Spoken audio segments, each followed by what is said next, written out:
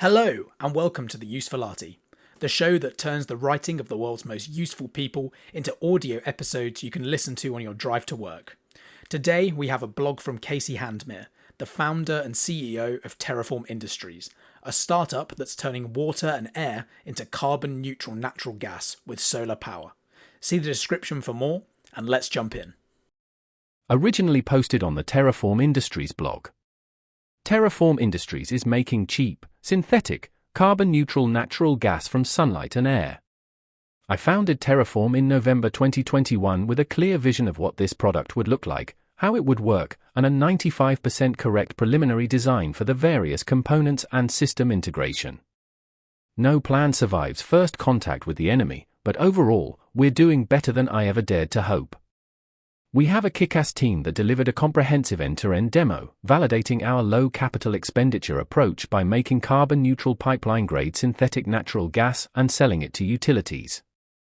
In the intervening years, though, I've come to realize that obvious things aren't actually obvious, in general, so here I'll explain why Terraform's radical architecture is both unconventional and also inevitable. We want to increase the supply of cheap, energy-intensive materials that are foundational to our civilization. Incidentally, finite and expensive fossil sources for hydrocarbons cannot scale sufficiently, so solving this problem will also solve carbon emissions among a bunch of other problems. In fact, I'm convinced that a cheaper source of carbon-neutral fuel is the only thing that can displace fossil fuels. The most polluting industries are coal, oil, natural gas, concrete, and steel.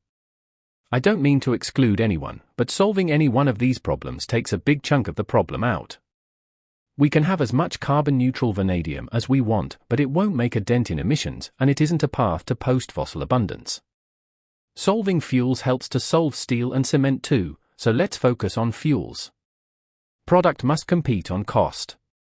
Energy-intensive fuels and materials are commodities whose cost is driven by energy operating expenditure and whose cheap, reliable supply is essential to our civilization and life as we know it. There is no economically or politically sustainable way to make synthetic fuels at scale unless they are net generators of value, which means they must at least be cheaper on the margin than drilling. Go to the cheapest energy source, focus on geographically distributed, unlimited feedstocks. We want to make oil and gas, which are hydrocarbons, chemically speaking. We need a source of hydrogen, carbon, and power. All must be as cheap as possible, or we will have no chance of competing with drilling as a source of fuel, and thus no chance of delivering value to customers. We can make an argument that point source carbon capture is cheaper than direct air capture, but point sources are limited, geographically localized, and have their own externalities. They also require the captured carbon dioxide to be transported somewhere else. So we're going to have to solve direct air capture. Same with hydrogen, we will need to make green hydrogen from water and power, which is easy enough to do, but it has to be done cheaply, which means we need lots and lots of cheap power. How do plants do it? The atoms in your body mostly come from food, which in turn came from plants.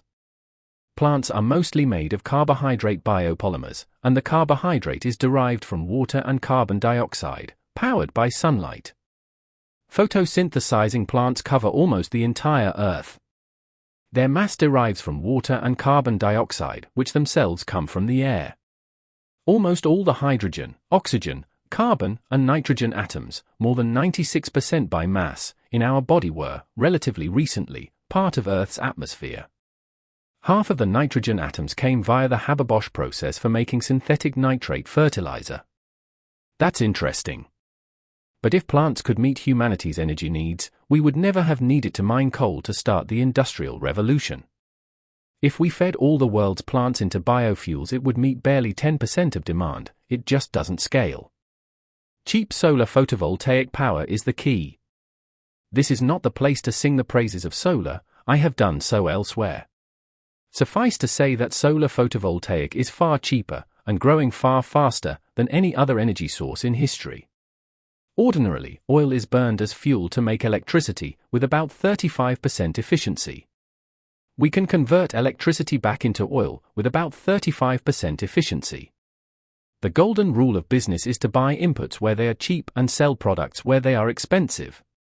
Synthetic e-fuels are a terrible idea unless solar photovoltaic electricity is about 35% times 35% equals 12% of the cost of oil-powered electricity. As of now, it is crossing that threshold with no signs of slowing. This is a key tipping point. A cusp. A transition. Find some way to harness the cheapest possible solar, and you can undercut oil drilling if you do it right. Solar photovoltaic unblocks the land constraint. Agriculture is solar-powered, but its useful energy productivity per acre is about 1,000 times lower than solar photovoltaic.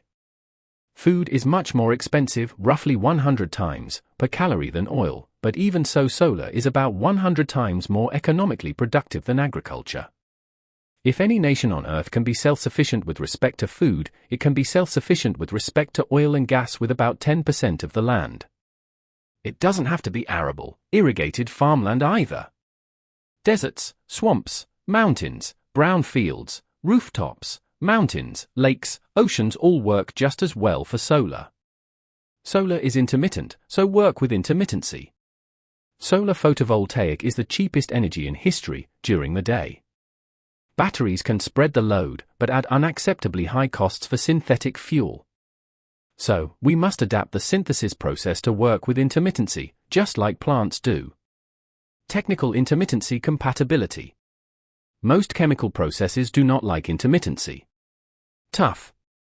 Find ones that do. Build electrolyzers, direct air capture, and reactors that can cope with variable or zero power supply in order to harvest the bounty of cheap solar. Internal combustion engines can throttle up and down in seconds, so it's not forbidden by the laws of physics. Architectural intermittency compatibility. We must mercilessly reduce parasitic costs within the system. To achieve cost parity with fossil fuels, the terraformer can't afford to transport power, hydrogen, or carbon dioxide from place to place. The terraformer must be an integrated system localized with the solar array, displacing, and thus deleting, the expensive electrical inverter. The biggest mistake a competent engineer will make is to optimize a part that should not exist. All those parts cost money. Delete them all. If you're not adding deleted parts back in, you're not deleting nearly enough. Sunlight falls on the ground for free, heating dirt.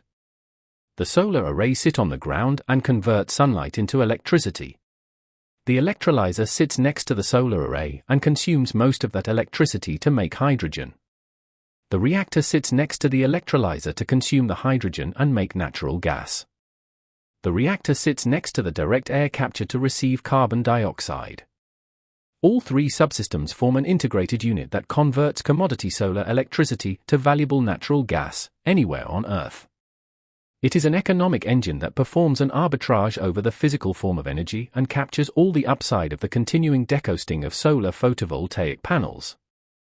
The terraformer minimizes the costs of moving power, hydrogen, and carbon dioxide to convert solar energy into a high-value, backwards-compatible drop-in, storable commodity, natural gas, in the array, a solar gas well that requires no drilling and no favorable geological structures.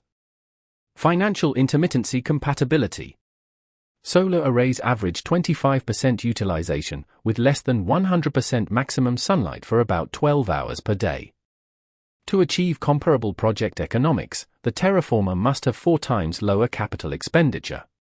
This would be impossible, except that solar is so cheap the terraformer can afford to be a little less efficient. Extremely cheap primary energy supply covers a lot of sins. A discrete, modular, manufactured, scalable 1 megawatt electrical synthetic fuel plant. Utility-scale solar arrays standardize at 1 megawatt to minimize the economic cost of power transport from the array to the substation.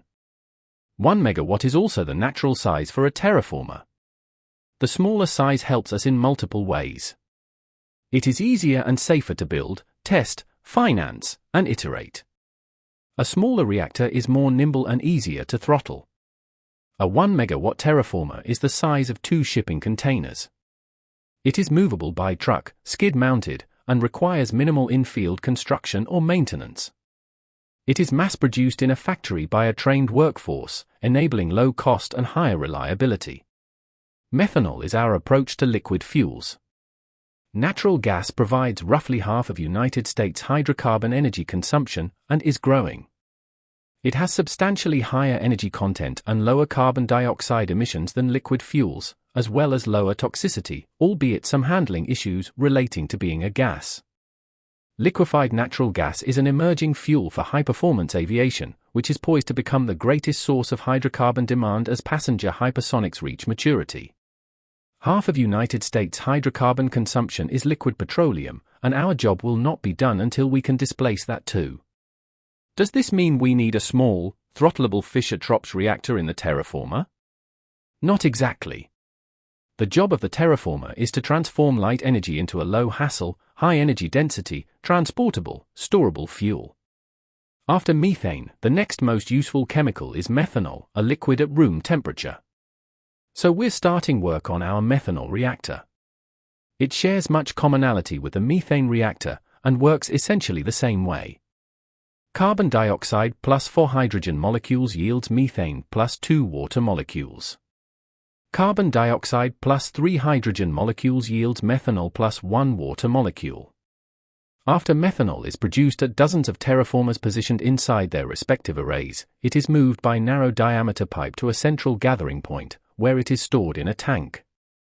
A methanol tank farm can store energy hundreds of times more cheaply than hydrogen storage or battery storage. Once we have a large supply of methanol, it can be chemically converted into any desired chemical using tried and tested continuously operated large-scale chemical synthesis. Dimethyl ether, propane, ethylene, longer-chain alkanols, even gasoline, diesel, kerosene, sustainable aviation fuel, JP48 using the methanol to gasoline process. There are many ways to perform these synthesis steps, once the terraformers provide a large, storable supply of low-cost methane and methanol. End-to-end demo. Idea mazes are thought experiments. Nice in theory. Plenty of clever ideas crash upon the rocks of reality. Now try it in the real world and find out how good your internal model of the universe actually is. So we did. In March, we validated our intuitions by building our own capital expenditure optimized electrolyzer, direct air capture, and Sabatier methanation reactor, connecting them together and producing pipeline-grade synthetic natural gas. As far as we know, this is the first ever pipeline-grade natural gas ever produced with a scalable architecture. Low capital expenditure, direct air capture carbon dioxide, cheap solar hydrogen.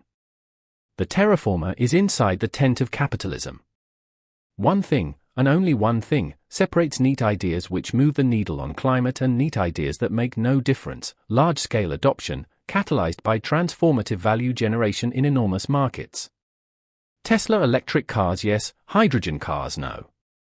Solar photovoltaic power and wind turbines yes, nuclear cargo ships no. To make a meaningful difference on energy and climate, solar synthetic fuels must be economically compelling to billions of people. All the clever technology in the world matters not a bit if production requires a premium, rather than delivering a dividend. In this post, I've laid out how Terraform thinks about this problem and how we've positioned the terraformer in design space to solve it. The terraformer is designed to convert economically unproductive and neglected land into oil and gas wells, which is about the largest value upgrade imaginable. The terraformer generates value for its owners and its customers. The terraformer is driven into the market at scale by its ability to attract project capital with attractive returns. Join us. We're hiring. We are always on the lookout for exceptional engineers to join us on our ambitious project.